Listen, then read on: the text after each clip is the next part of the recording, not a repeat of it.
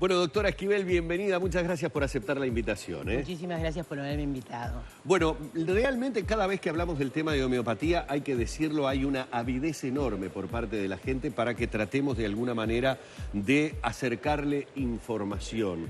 ¿Ha ganado terreno entre la población la certeza de que la homeopatía es una vía alternativa realmente para una mejor calidad de vida, para el bienestar e inclusive para la cura de algunos males? Sí, en los últimos 20 años es clarísimo el incremento de los pacientes que acuden a una consulta homeopática, y lo más interesante de todo esto, cómo desde directamente los propios colegas acuden ellos o envían pacientes a una consulta homeopática.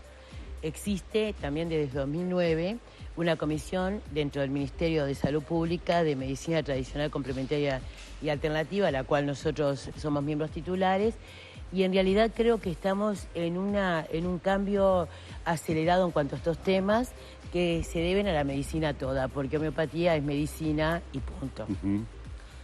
¿En qué podríamos decir en los últimos años ha tenido más efecto la homeopatía? ¿En qué ramas? Porque, por ejemplo, es inevitable hacer mención a situaciones que tuvieron muchísima repercusión popular, como, por ejemplo, determinado tipo de gotas o homeopatía para dolencias como puede ser el cáncer, ya sea para mejorar los tratamientos, para mejorar la calidad de vida de la gente.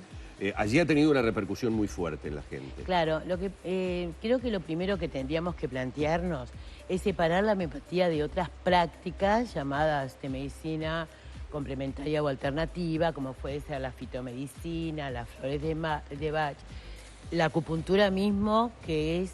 Entonces separamos claramente que existen algunas prácticas que deben necesariamente ser realizadas por médicos, como son la acupuntura y la homeopatía, que son actos médicos en este país, y hay otras prácticas que pueden ser realizadas por practicantes, pero siempre bajo la supervisión de un médico. Digo porque las últimas movidas que han existido con gotas, que los pacientes incluso piden, que pacientes oncológicos, no es homeopatía, sino que es fitomedicina.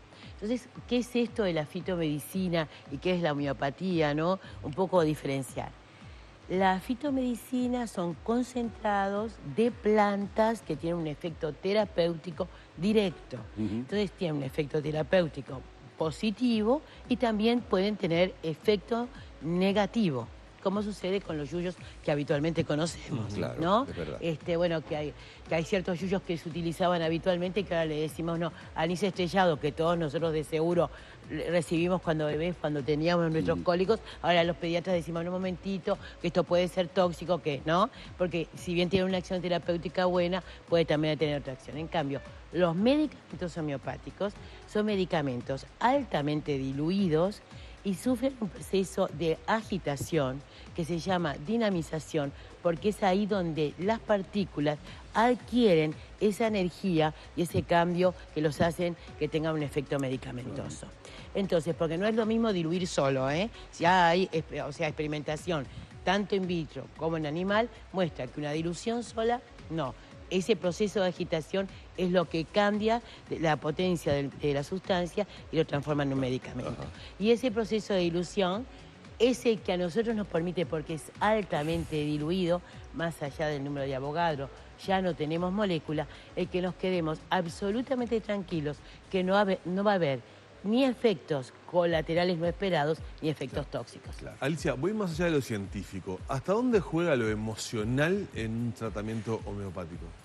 Yo creo que muchísimo, ya está medido el llamado efecto placebo. O sea, cuando uno se sienta en una consulta homeopática, una primera consulta entre 1 hora y 1 hora y media, en donde un médico entra en lo que es la punta del iceberg, que es mi síntoma, mi sufrimiento, y después necesita meterse en la constitución del individuo para encontrar el medicamento que realmente le corresponde, uno se siente muy bien en general cuando termina esa consulta. Pero ese efecto placebo ya está medido. No dura mucho más de 15, como muchísimo puede durar 30 días. Es más, los homeópatas lo tenemos en nuestra segunda prescripción. ¿Qué pasó con el paciente? Los primeros 15 días estuve fantástico, después volví a sentir, bueno, a ver, retomemos la historia, a ver cuánto de esto hubo del efecto placebo y cuánto el cambio de medicamento. Claro. No es perdurable en un tratamiento ese efecto de la contención emocional de una primera consulta. Y Alicia, tú en tu doble condición como homeópata, pero también como pediatra, ¿solés indicar homeopatía en niños? Pero sí, el 75% de mis pacientes deben ser niños y llevamos hace muy poco a 13.000 pacientes vistos en la clínica. ¿Y 13.000. ¿Cómo ven los padres el ingreso al tema homeopático? Es decir, a ver, por lo menos es lo que me parece a mí, creo que cada vez que hablamos de homeopatía hablamos de algo bueno, ¿no? Es decir, es la sensación que uno tiene de algo natural, de algo bueno, de algo que no me puede hacer daño. Pero en el caso de los padres, ¿no? Que generalmente somos como medio recelosos a lo que se le puede recetar a nuestros hijos, ¿cómo lo toman? No, pero yo estoy hablando de los padres que concurren a mi clínica que ya eligieron ser tratados sus hijos con homeopatía. Claro, ya es una decisión. Sí, ya es una decisión y bueno, obviamente no es necesario ser pediatra para poder ser un homeópata de niños, pero es evidente que los padres prefieren que así lo sea. Y además, como se pueden tratar las embarazadas y los niños desde el momento mismo del parto. Yo he estado en Cuba en el momento mismo del parto y lo mismo se hace en Francia. Entonces, en realidad, ya vienen enviados por médico o vienen por una resolución personal, amigos, parientes. Entonces, en general, no hay problema en ya directamente saben. ¿Hay algunas afecciones en las que hay mayor resultados que en otras o la homeopatía abarca infinidad de temas? Bueno, la homeopatía va a actuar siempre que nosotros tengamos un órgano que sea capaz de ser o estimulado o inhibido. Si tú no tenés un órgano, te sacaron la tiroides porque tenés X problema, te estirparon la tiroides, yo no puedo resolverte, tú vas a tener que tomar hormona tiroidea, por ejemplo. Claro. O sea, tengo que tener la posibilidad de inhibir o de estimular. La otra situación importante es, ¿la enfermedad es reversible o el daño es tal que ya no tengo reversibilidad? ¿Cómo puede actuar allí la homeopatía? Actúa, primero, claramente equilibrando la inmunidad de ese paciente. En segunda instancia, disminuye los accesos o las crisis que esa patología, en conjunto con el tratamiento de la medicina convencional, le puede estar dando al paciente. Y también permite la disminución de la medicación que el paciente está tomando. Y desde el punto de vista de contraindicaciones, ¿Tiene contraindicaciones? No tiene contraindicaciones la homeopatía, no tiene efectos, no interactúa con los tratamientos de la medicina convencional, no pasa como muchas veces que pasa con la fitomedicina, que no todos los yuyos, cuando uno está tomando una medicación, pueden realmente tomarse porque interactúan. O sea, no hay ningún problema. Medicación y homeopatía Y lo más importante por el mismo camino. Por el mismo camino, y lo más importante es que los técnicos actuantes con el paciente estemos en contacto. Claro. El médico tradicional, por así decirlo, y el médico homeopático. ¿Y son más baratos los remedios homeopáticos Mucho que los más tradicionales? Barato. Muchísimo más barato. Porcentualmente, si pudiéramos ubicar porcentualmente una cifra. Bueno, depende del medicamento. Claro, pero en realidad, un tratamiento de un mes de un paciente puede salir 70 pesos. ¿De un mes? Sí, sí. 70 pesos. ¿Están regulados estos medicamentos por el Ministerio de Salud? Sí, sí, sí. Las farmacias homeopáticas están reguladas y tienen un convenio, un contrato, un control por el Ministerio de Salud Pública. Y estamos luchando por la regulación, quizá eso es lo que tú me querías decir, del medicamento. Sí. Todavía no lo logramos a nivel del Ministerio de Salud Pública. Y una cosa, los uruguayos, está comprobado, somos muy de automedicarnos con los fármacos tradicionales. A nivel homeopático, ¿necesariamente se da la consulta o de repente quien ya ha incursionado se automedica o autosuministra homeopáticamente hablando? Esa posibilidad existe, aunque actualmente la gran mayoría, cosa que no pasaba hasta mediados del siglo pasado, hasta 1980, que realmente surgieron los médicos homeópatas en este país, las farmacias homeopáticas medicaban habitualmente, los farmacéuticos, se mantuvo así la homeopatía.